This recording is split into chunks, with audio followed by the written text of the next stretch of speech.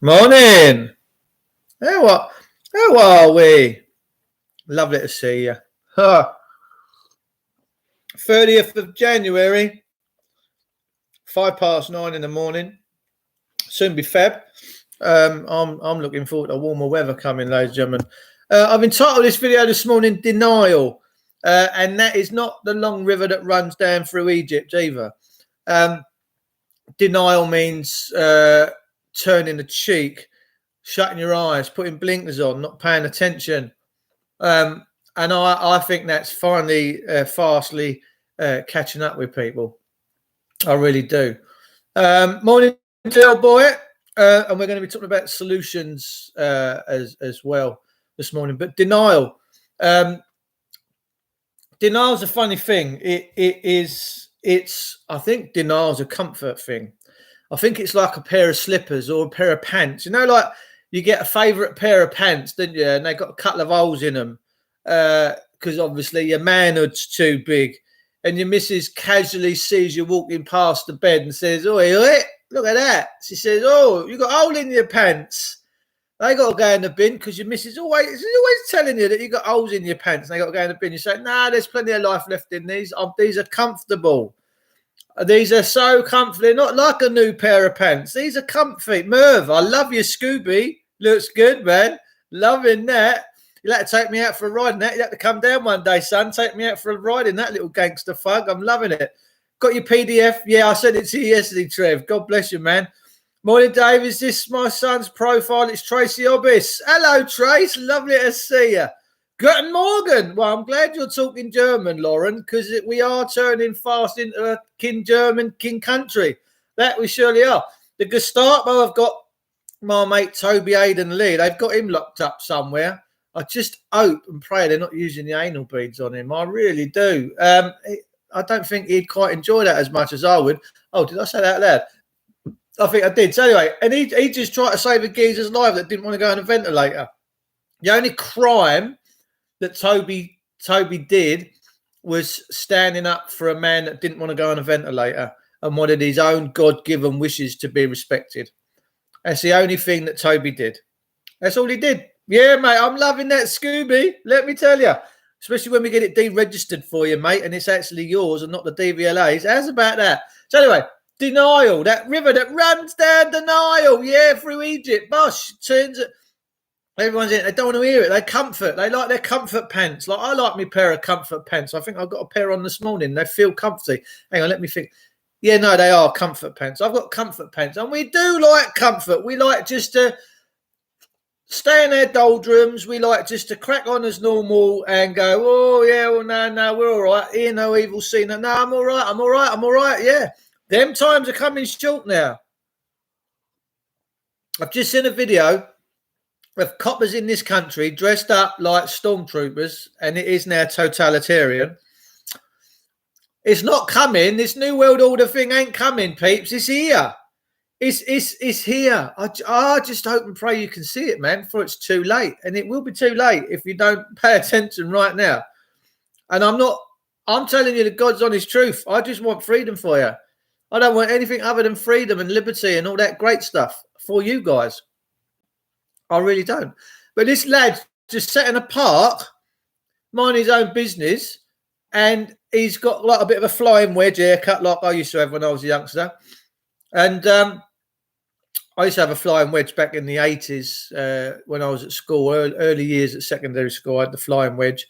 And I used to go to a barber's in Peckham Precinct, and the guy was a Greek Cypriot called Giorgio.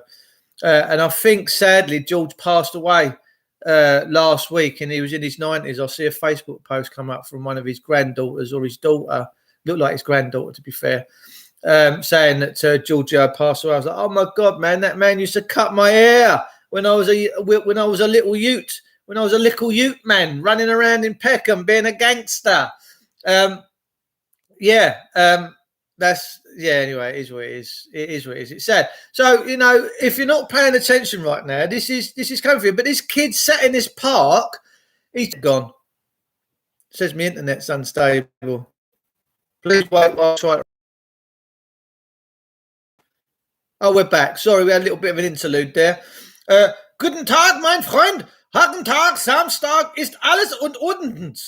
Was that good? That was good German, wasn't it? I'm going to start learning German because it would appear that our people in the system have gone German. They've become Nazis. Anyway, this lad with his flying wedge, he sat there in the park, minding his own business, probably just picking his nose a couple of minutes before. And this totalitarian scumbag with all the knee pads, the shin pads, the helmet guards, the shoulder pads, just starts whacking him because he won't do as he's told and move. And they just start bashing him with their batons. And I'm like, man alive. That's a fair fight right there. Oh, yeah. That's a fair fight there. That's like going into Gladiators and you remember Gladiators ready. And one's got a pretzel stick and you're just stood there with your willy hanging out. I mean, what the fuck? These people have lost their minds. Das ist eine Lohn. Oh, you speak a bit of German there, Sam. Loving it. I've got to be honest. When I was at school, right, ladies and gentlemen, I don't want you to hold this against me.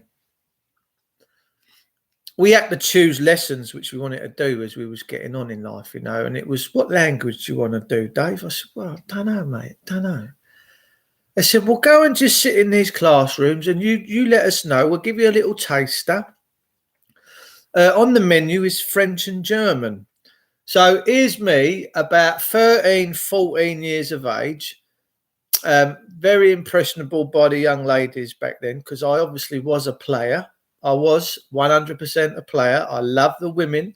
I think it was because I wasn't breastfed and my mum bottle fed me. I think I missed out as a youth. And I went into the first tester lesson and it was this French woman and she was as skinny as a rake. She looked like olive oil with her glasses on and I thought, yeah, I'm not really feeling this.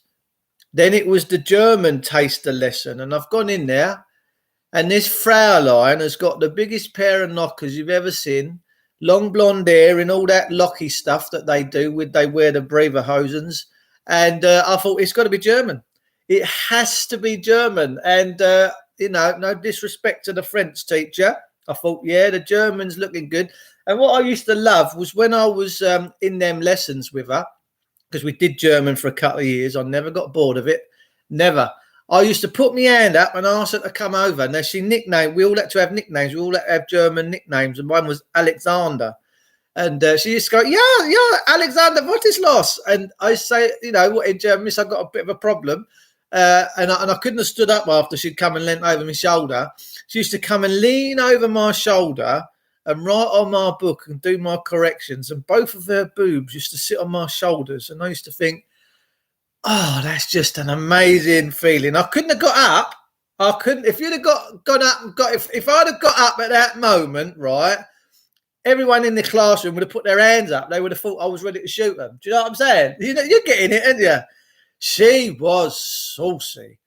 Oh my God. There was two teachers at my school that I used to have a right crush on, and that was her. And we had an English teacher called Miss Gaines. And I'm telling you what, she used to have an Alfa Romeo, this Miss Gaines, a red one, reddy purpley colour. She used to park it up outside the school. She come from up, where did she come from? She was living up and around the Cutty Sark way. Fucking, oh, come on. Why can't I think of the name? It's because I'm thinking of boobs. She used to live up around near the Cutty Sark with her husband, and I think he was a teacher at another school. And I was so infatuated with her. Every time I used to come out of the school up near Asks, up in New Cross, I used to walk past his house. I used to have to brush the front wing and just run my hand across it and think, oh dear, she was amazing. Greenwich, that's it.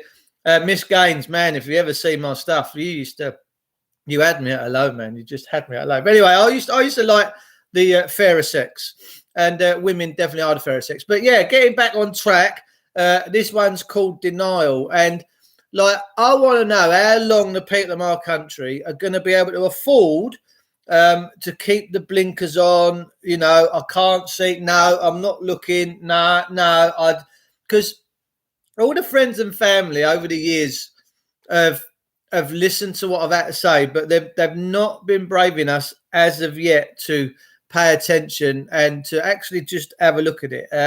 But that's going to change soon. That's going to change soon. They're going to have no choice because this is going to be so in their faces that they ain't going to have a clue. There's Australian police this morning on my Facebook. They've rammed, excuse me, I'm a pig. They've rammed his by the driver's door of his car in Australia. And what I love about the Australians, when they don't like what something goes on out there, they say, "You're fucked, mate. You're fucked." You know, and it means you're up to no good. But they love using these two words, ladies and gentlemen. I hope there ain't no kids watching this morning, but if you ever cross an Australian and he don't like what you do, he's going to go, "Hey, you're fucked, mate. You're fucked." They do. They love it. They fucking love it. It's "you're fucked, mate." And this copper, these 3 or 4 coppers are swinging batons at his head. They've wrestled him into the car. There's body parts flying everywhere. And I'm like, I hope he makes it out alive, man. Now, when did these people of public servitude that should be graciously accepting our gifts and donations so that they can get their living, when did they ever get to master us like this? I mean, this project's gone so badly wrong, ladies and gentlemen, so badly wrong. But this one is denial. And there will be people that watch this and go, "Oh, who's this fucking knacker? Or what's he talking about?" Because even Piers Morgan has had a go at my mate Toby. Piers Morgan, that's just been out on the beaches this Christmas, sunning his fat fucking beer belly off, snoring with his bottom lip hanging off of his armpit. Some far off destination because you can afford it. Kate Burley, when she got caught out on Channel 4 the other month, she fucked off to some big £1,600 a night hotel room. Maybe the same hotel that Kate and Jerry thingy when little thingy went missing. Maybe the same hotel out in Praia da Luz. I don't know. McCann's, that's it. I was thinking of the deep frozen food chain. McCann's, isn't it? McCain chips. It was Jerry and Kate McCann. And for what it's worth, and for my own humble opinion, I think I'm still entitled to my own opinion in this great country called England. As for what it's worth, I think that they've been involved in skullduggery for a long time. And what sickens me the most about them two is that they've profited from their daughter's death. Man, that's like taking 30 silver pieces from the Pharisees and calling yourself Judas. Couldn't do it, won't do it. Quercus robus. Quercus roba, that's a Roman. I've just clicked. That's a Roman, like a Caesar or a leader or a commander, isn't it? Quercus robus. That's a gladiator. Is it a gladiator? Dave, did you see my comments on your video? I know someone young and healthy who is seriously ill due to the vaccine. Mate, let me tell you. It means oak tree in Latin. Oh, does it? Oh, well, you are an oak. Listen, you ever want to come down my place? I've got about 200 oak trees out the back here. And they need a good trim, like my missus needs. See, my missus, right, when it comes to summer, she's very active at trimming her bush at the back. She loves keeping a nice trim bush. She can't have any bits hanging out. It all has to be trimmed. All the edges have to be all nicely turned up round the corners. She don't half like keeping a nice trim bush, and she gets right upset if it ain't trimmed, man. And sometimes she lets me trim the bush, and if I get it wrong, oh my God, I'm in proper trouble. Good morning. Hope you're all keeping well, my loves. Michelle Waterfall Bush. Yeah, no, she has to keep the blades sharp. She knife blunt out the blades quick when she's trimming a bush, man. It's unbelievable. What did Piers say about Toby? He said he called Toby a conspiracy, like a leader of the conspiracy movement or something like that. Well, what is a conspiracy? Conspiring is we're not, look, we just speak our truth. There's no conspiracy involved in it at all. It's called freedom of fucking speech. Excuse my French. I do like the F word. It means fornicate under command of the king. We were all told to go fuck years ago. And all these words are defined in the English dictionary. If people want to get snowflaked and trip up over their top lips and get offended by things that I say, I'd be more offended about seeing a copper smash the granny out of a young lad sat quietly in a park, just minding the miver in his own business. Yeah, but no, Piers Morgan seems to like these police and bolsters them up. He's always saying, oh, how fine is Met Police. Well, when they're bashing the Jesus out of you and killing you, there's nothing stopping, right? That young lad sat in the park. He sat down on the floor, right? And when you're fully weaponized and there's someone sat on the floor cross-legged and you're bashing the bejesus out of them, then clearly you've lost your mind. You have lost your fucking mind. Why would you do that? Why would you do that? That's a big question I have for these people in uniform. Why? Why? Why would you do it? Why would you do it? If I was at work and I was doing a bathroom or whatever, and I was working for someone, and we're merrily going along and everything's amicable, you know, he's giving me a few quid, I'm slipping it in my pocket. I'm good with my hands, by the way, people. I do some fantastic work when we get going, and you know, all of a sudden we're going along and I'm plastering, I'm doing it and I'm enjoying it, and all of a sudden he gets me, he asks me to do something that's against my morals, right? I'm going to look at him, right? I'm going to call him some names and I'm going to tell him to fuck off. And I've told people to fuck off before when I've been working for them. I really have. I'll pack my stuff up and I go. And that's what coppers should do. When these men and women in uniform get asked to do things that are morally reprehensible, they should go, nah, pack up their jobs and go and sit on the dole queue. Because whilst they're sat on the dole queue, yes, they might not be getting their £25,000 a year, which they're going to struggle on anyway. Most coppers struggle on their wages. But they might get less, but at least they ain't harming no one. At least they're not killing people. And if the level of violence of these people now is what they're prepared to show us out in the open, like coshing this lad sat in this park, minding his own business with his legs crossed, that leads me to a bigger question. What are they doing behind closed doors? What are they doing to us behind closed doors? Where there's no one to witness, no one to video. That's the bigger question. Do we have a situation where people go in and don't come out? Do they go in and come out in body bags? I would suggest that the level of violence that they're making out right now, yeah, they probably are. And where do we cross the line? We're supposed to be the police. We're supposed to police the police. That's our job. That's what the people are. The police are part of the people. It says a lot about us as a species and a race right now, doesn't it? They're supposed to be us. They're supposed to represent us.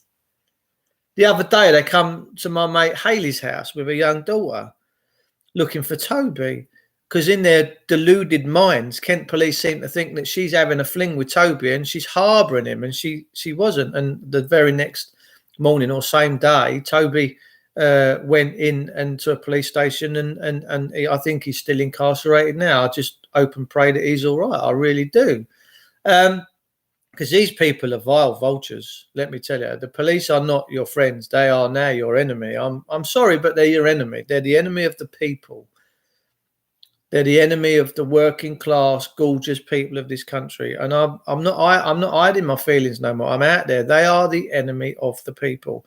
And if you don't think or feel that right now, you've got to be suffering from grand delusions. Because if you're not a very good slave and you all of a sudden can't find yourself being able to pay the mortgage and being able to pay your road tax, you're going to just realise at that point just how free you really was.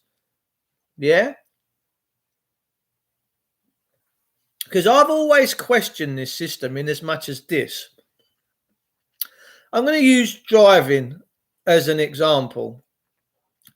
So when you're 16, 17, your family will go, oh, you got to go do your driving license, do your test. And it's a very valiant thing to do, because you are learning how to do the roads, you're navigating, you're knowing how to stop at roundabouts, you're doing the highway code, 30 should be a 30, 40 should be a 40. But none of us ever stick to that. That's the truth. In fact, that's God's honest truth.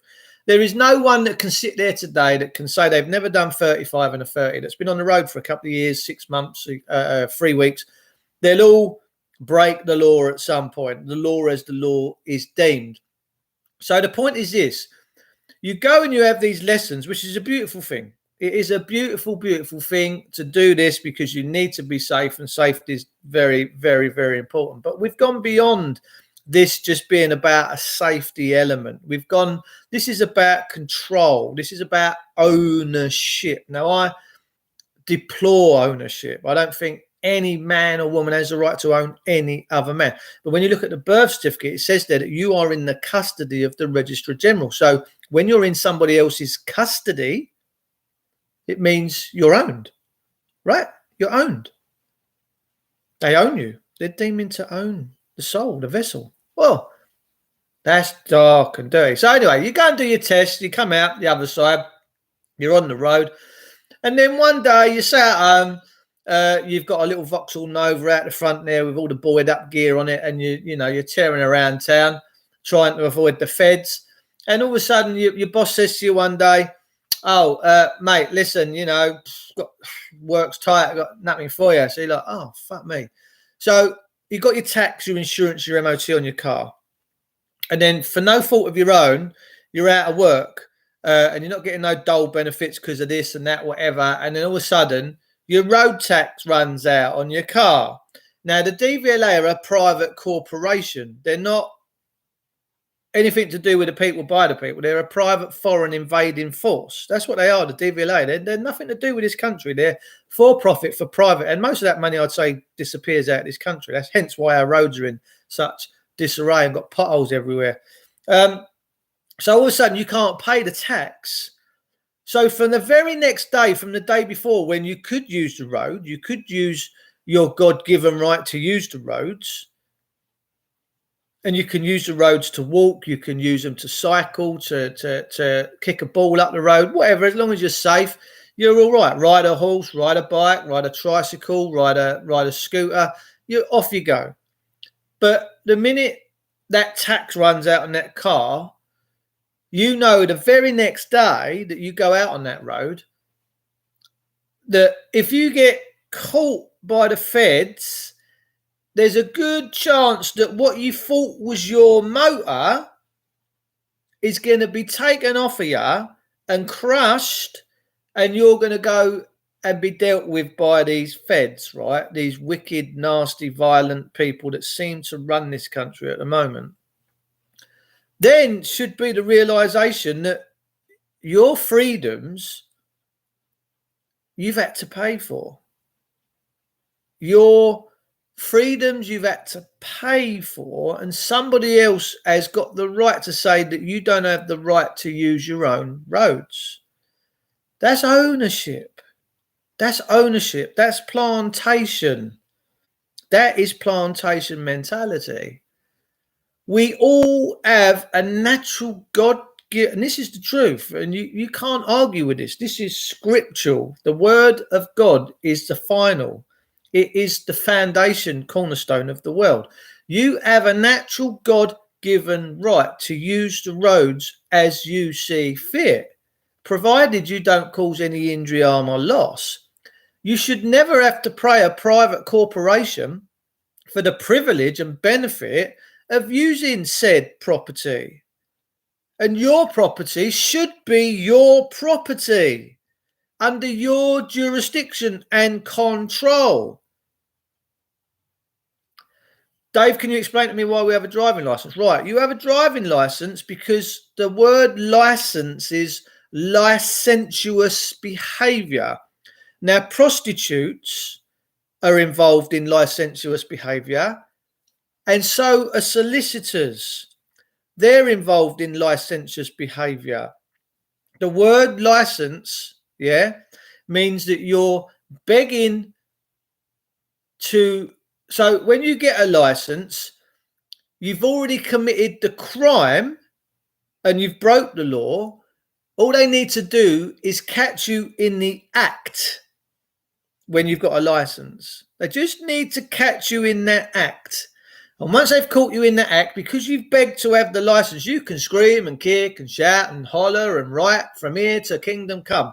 But you've signed the driver license. You asked for permission to commit the crime, and all they had to do then was catch you in the act.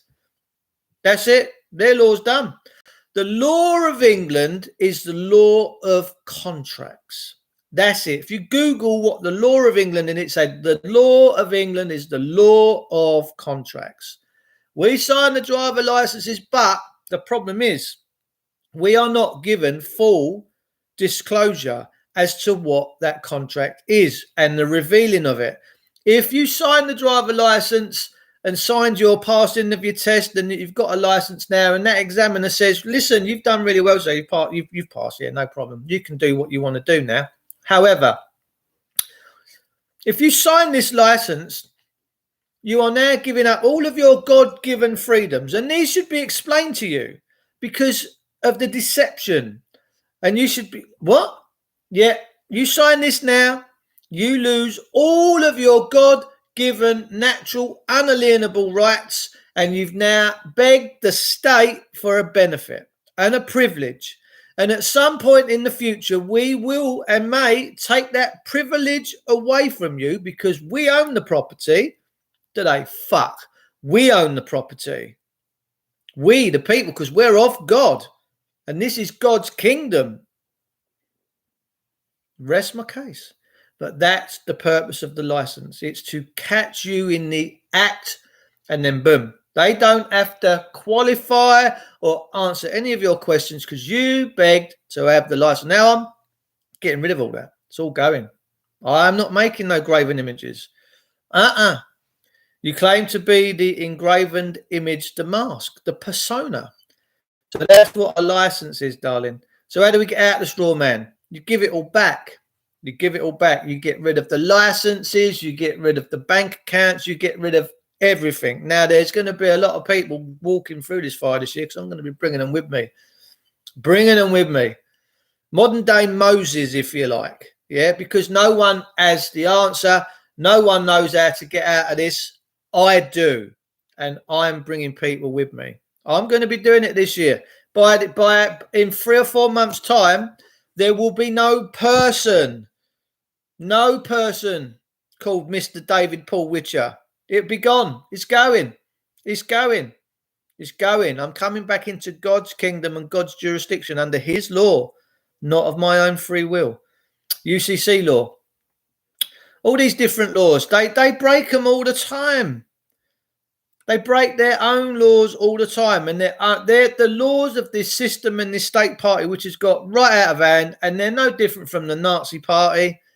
Any group of people that claim to be public servitude individuals that then deem to think, and the word deem is very powerful, to deem to own you and to be able to bash the granny out of you. I'll never forget my mate Dean Renshaw got pulled over a couple of years ago because he didn't have any road tax on his car. And I'll never forget seeing this one blonde copper with guns on his hip, and Dean is a big lump, and Dean's on the floor and his head is firmly wedged on the tarmac, and this copper has his foot on his head. And if you want to turn a blind eye and think that that is acceptable behavior from people that operate in public servitude, you crack on, because one day there's a very high probability that it will be you. It could be you. So be careful. Tusi, I know Heather and Tusi Jarif quite well. She's all right. Due to the lack of knowledge and understanding of the mother tongue. Absolutely right. There's plenty of lampposts for these evildoers. It might come to that.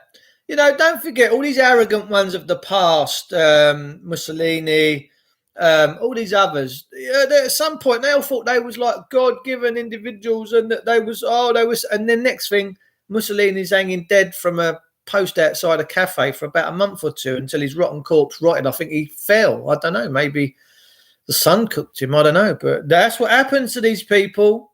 Yeah, through their own virtue, they cause their downfall, and that is going to clearly happen, I do believe, in this country. And I don't know how far away. I watch, there's some people on YouTube, and I'm going to touch on this briefly, that they're making short 15, 20-minute videos of the Second World War, about the German SS and the Wehrmacht fighting the 156th Airborne or the 56th Airborne Division, and they're quite very well put together and very upsetting when you see all these lads getting shot. But it reminds you of how precious life is, and how valueless life was at that particular time. I know Sasha Stone. Sasha Stone's all right. And there was one that this German SS unit were all in a dugout waiting for the airborne division to sort of come their way so they could spring an ambush. And they started talking about why they were fighting. They were fighting for their Führer. They were fighting for their country. And on this particular video, I'll share a screenshot. They were fighting, and their core belief, the German soldiers' core belief of why they were fighting the Western world was to end Semitism. When I see that yesterday, I went stone cold sober.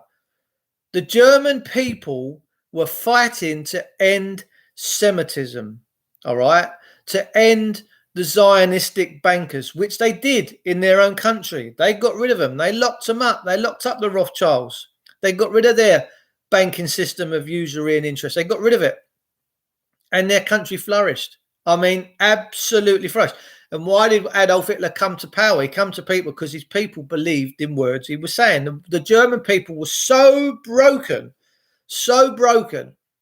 and fed up of eating out of soup kitchens and seeing a certain group of people in their societal structure living the dream, that they then turned to Adolf and started listening to the words that the National Socialist Party were talking about. All right. Now, the National Socialist Party was about ending Semitism, about ending usury and all that stuff. And that's how they come to power. When I see them words, I was like, oh my word. Because I always felt that the German people were rising up against that. They were rising up against Semitism and all that usury stuff. And yeah, that's what that war was all about, ladies and gentlemen. That war was all about Semitism. That war was all about ending that regime in Germany. And that's why the German people fought with all that ferocity. Now, it's very tough for me to talk like this because I've got family members that went to these wars and passed away in these wars. And, you know, my granddad, love his art. I love my granddad. Bless him, he's no longer with us. But he used to call the Germans wicked cow sons. And I used to go, cool, granddad, yeah, they must have been. But now I'm older and I've got an open mind, and that's the thing. I've got an open mind. My mind is open. When I see that, yes, I'm like, that confirms what I do believe that this German thing was all about. It was all about ending Semitism and freeing the people from Semitism. That's what the Second World War was. Let you be snared by it, for it is an abomination to the Lord your God. Absolutely right. The King James Version Bible, the graven images of their gods shall you burn with fire. You shall not desire the silver or gold it is on them, nor take it unto you. Absolutely right. Absolutely right. So that's what we're doing. I'm going to be bringing people with me this year, and we are going to be burning the graven images. We're going to be getting rid of the graven images. We've got to. We've got no choice now. This has gone too far, ladies and gentlemen. It's gone too far. Iceland have arrested bankers years ago, and we should do the follows. Yeah, they did. The Icelandic Revolution that was set up by a guy called Hooker. I try to think what Hooker, his last name was. He was a German man. It's a gay guy. And he got everyone to start coming to stand outside their parliament building every Wednesday or a Monday. And you had to wear something pink because that meant he could recognise that you was listening to him and you was part of his core. And when the Icelandic people descended on their parliament and bashed pots and pans for a few days, their parliamentarians and people inside that building realised that their people have had enough, and they all come out and stood down from their positions. And Iceland now rewrote its constitution, and it's a very fair, decent country, Iceland. But yeah, it's only got about 500,000 people. But nonetheless, they did it. They did it, and there was no violence involved. I don't want any violence. I'm sick of the violence. I'm sick of the way the police are. I'm sick of that. Could be your brother, mother, son, cousin that's gone out in that park and sat there and said, "No, do you know what, copper? Fuck off. This is my country. This is my land. I don't want to go home yet. I'm quite happy sitting out here in the sunshine, getting me vitamin D, having me lunch." And next thing, you're getting a cosh round your head. That could have killed you. It could have that cosh of that young lad with his flying wedge haircut, which sadly I can't sport no more. I'm getting too old for it. It's they could have killed him. They only got to hit someone in the wrong place. Only got to hit him on the temple, on a certain nerve point. Their system is shut down, then they fall dead down. And are you going to hold this copper responsible? No, because you can't identify them now. And that's the first failing of where we've gone so wrong. And so that means that your family have got to live a life knowing that the state have killed your flesh and blood and that you've got no recourse. And what recourse could you ever have? Let's be honest, they've killed them. There's no recourse. After that, there is no recourse because they've killed them. No money will ever compensate. If you take compensation for your loved ones, for losing your loved ones in the form of monetary value, you've taken 30 silver pieces. You've admitted that your loved one was worth £2 million. Like that guy, John de Menezes, that got shot by the SO19 boys on the tube train quite a few years ago. His family accepted £50 million. Well, guess what? They then sold their son for £50 million. They said, yeah, my son's death, as tragic as it is, was never his fault. The reason why the Menezes got shot, I know one of my old buddies was in SO19, and he told me that the people that were staking out the flat where they actually thought the terrorist was coming from, the copper fell asleep and he missed the individual that they should have been following. And when de Menezes come out, they assumed that de Menezes was this individual and followed him all the way. And de Menezes was an innocent man. But the point I'm trying to make is the family went to court and settled for £50 million. So basically they said, my son's life was worth 30 silver pieces, and it's got to stop, man. And then when you look at what's happened to Tracy Blackwell with the 3 boys, no justice. She's got to live a life in a prison sentence now. And God bless her. I don't know how she gets through every day knowing that her child was killed and murdered for no real reason other than the fact that law and order has really broken down in this country. And because if we was at the rule of law, that would never have happened, really. I can't see that ever happening. But yeah, Tracy has to go through this prison sentence every day. But I took great delight in one of my family members sharing her post the other day and saying, please share, please share, please share. So people are really changing their dynamic now. They're changing their approach to all this. We know that Harry, Josh and George was just an unbelievable tragic loss, and it was avoidable. It was avoidable. So, ladies and gentlemen, sit in denial, keep saying nothing's happening, nothing's happening, nothing's happening. And the point is this: if we continue to say nothing is happening, nothing happening, what's to stop them in the system starting loading people up on train carts and fetching them off? Now, I'm just putting that one out there. What's to stop them doing it? Because if you let this go too far, they will naturally assume that they can do it. And they might start herding people up onto cattle carts and be taken away. You don't know. Because if they're prepared to beat and maim and kill us like they are at the moment, then I think we're giving them a green light to carry on. And I think we need to stop it. And the only way we can stop this is by huge numbers of people. And I'm talking 500,000 to 1 million people. And we go and take back our country. But in the meantime, until that day comes, this year, I will be devoting my time and my life to helping many people that can go down this path, exit the public system and give them back their property and come back to God's jurisdiction. And I won't stop. I won't stop. We're going to make this happen. So thanks for tuning in. Many shops hopefully opening today. There is a big thing going on in Europe at the moment. Italy, a couple of weeks ago, 50,000 businesses opened back up and told their government to go swing. And this is a very important gesture. This comes from our archers years ago. Now, I do quite a bit of archery, and we used to cut these two fingers off of our archers so they couldn't pull a bow back. Now, archers back in the day used to have very big shoulder muscles on this side. If they pulled a bow like that, a long bow, I look like I've got a long bow top on. They used to, these muscles here and these muscles in this arm, you would consider that to be nowadays, if you're a gentleman, to be called your wanking arm. All right, because we know your wanking arm's bigger than your non-wanking arm, lads. You know what I'm saying? This isn't for children. Beth, I'm sorry if that just offended you. So they used to have big arms here so they could pull back and release them longbows. So they used to cut these off. So that's why we've always gone round and gone, fuck off, because they used to cut these off. It was a very big thing for us in this country. So do we need to get any papers, Dave, from the system? No, we burn up their offerings. The Bible tells us clearly what we do with graven images.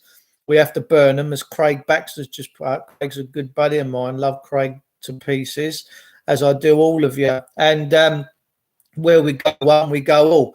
If you're prepared to come and cross through the fire, and you can afford to do it, and you can put implementations into your life so that you can do it, so that you don't go without. Because remember, when you get on the other side and you've got rid of the public name and the public system and you come back into God's jurisdiction, what you must understand is that Almighty God, his book is promises, and he never fails his promises.